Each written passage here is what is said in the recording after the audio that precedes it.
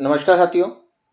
राजस्थान सरकार mid day meal आयुक्तालय द्वारा एमडीएम के सघन निरीक्षण हेतु दिनांक 6 और 7 मार्च 2025 निर्धारित की गई है। इस सघन निरीक्षण में क्या क्या विद्यालयों में निरीक्षण किया जाएगा, निरीक्षण से पूर्व हमें विद्यालयों में क्या तैयारियां रखनी है, जो निर्धारित प्रपत्र दिया गया है इसकी पूर्ति के लिए भी हमें कौन कौन सी तैयारी करनी होगी, सबकी चर्चा करेंगे आज की वीडियो में। तो शुरू करते हैं आज की वीडियो को। यहाँ पर आप देख सकते हैं 4 मार्च 2025 को यह आदेश जो है जारी किया गया है। इसके अंतर्गत मिड डे मील योजना और पन्नाधाय बाल गोपाल योजना का सघन निरीक्षण कार्यक्रम जो है दिनांक 6 और 7 मार्च 2025 को संपादित किया जाएगा।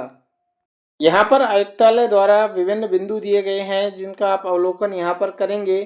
तो विद्यालयों के लिए यहाँ पर कोई भी ऐसा अवलोकन का बिंदु नहीं है यहाँ पर, लेकिन आप देखेंगे जो पॉइंट नंबर 9 है बहुत ही महत्वपूर्ण है। इसी के संबंध में एक निरीक्षण प्रपत्र भी जारी किया गया है। मध्याह्न भोजन के समय विद्यालयों में विद्यार्थियों के साथ जाति, धर्म और लिंग के आधार पर भेदभाव न हो, इससे संबंधित बिंदु संख्या 9 निरीक्षण प्रपत्र में शामिल किया गया है, जिससे भरना अनिवार्य है। विद्यालयों में चेक करने के लिए कौन आएगा, तो यहाँ पर देखेंगे पंचायत समिति स्तर से निरीक्षण दलों की संख्या एवं रवाना होने के समय की सूचना मुख्य ब्लॉक प्रारंभिक शिक्षा अधिकारी द्वारा प्रेषित की जाएगी। यहाँ पर एक निरीक्षण का प्रपत्र दिया गया है।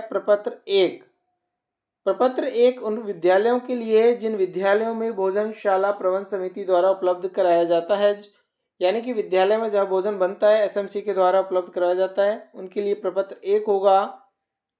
इसमें कौन कौन से बिंदु हैं आपको पहले ही फिल करके रखना है, यदि कोई अधिकारी आता है तो उनको भी ज़्यादा समय नहीं लगे।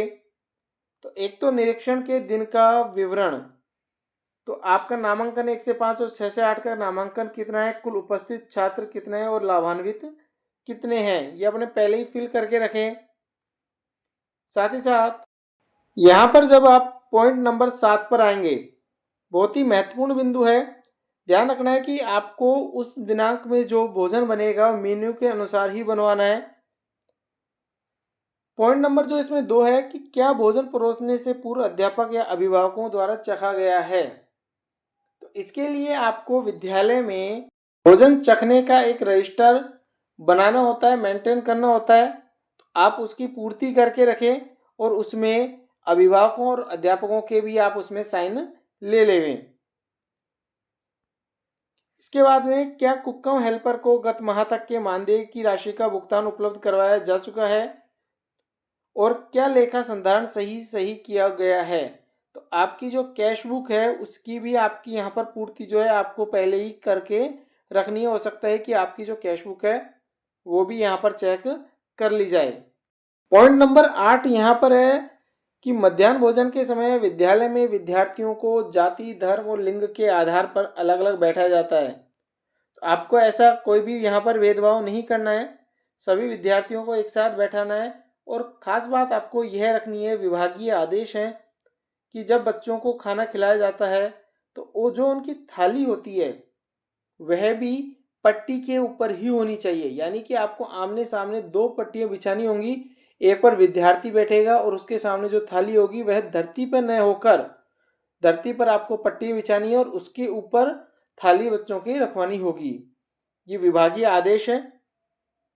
साथ ही साथ आपके पन्नाधाय बाल गोपाल योजना के संबंध में पाउडर मिल्क का स्टॉक या दूध की आपूर्ति की स्थिति, यदि आपको आप पहले ही चेक करके रखना है कि किसी भी प्रकार से आपके यहाँ पर कोई एक्सेस तो नहीं है, किसी भी प्रकार से जो पाउडर मिल्क है आपके स्टॉक में ज़्यादा या कम नहीं होना चाहिए, बात का आपको विशेष ध्यान रखना है।